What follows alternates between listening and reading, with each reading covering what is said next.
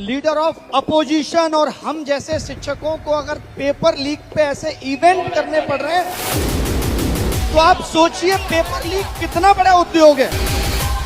आजकल rate card भी है। 40 लाख रुपए में आप नीट एग्जाम का पेपर खरीद सकते हो। IIT JEE उत्तराखंड स्पेशल पटवारी एग्जाम 15 लाख रुपए में आप खरीद सकते हो। Bihar teacher recruitment 10 lakh, Orissa sub inspector exam 25 lakh रुपए। ऐसे हर स्टेट में हर एग्जाम में उदाहरण है। अगर आपके पास करोड़ों रुपए हैं, आप मेन्यू कार्ड पे चुनो कौन सा एग्जाम ले रहे हो, आपके फोन पे आपको पेपर मिल जाए। ये हिंदुस्तान की एजुकेशन सिस्टम की हालत है। ये एजेंसियां हम जैसे आप जैसे लोगों से पैसा वसूलने के लिए बनाई गई थी।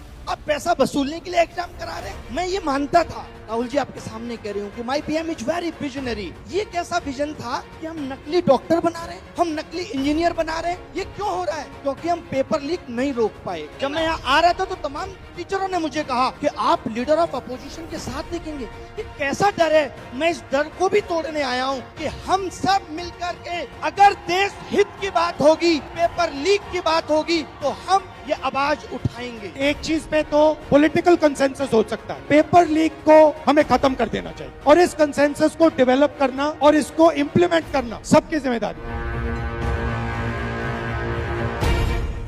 लीडर ऑफ अपोजिशन और हम जैसे शिक्षकों को अगर पेपर लीक पे ऐसे इवेंट करने पड़ रहे हैं तो आप सोचिए पेपर लीक कितना बड़ा उद्योग है।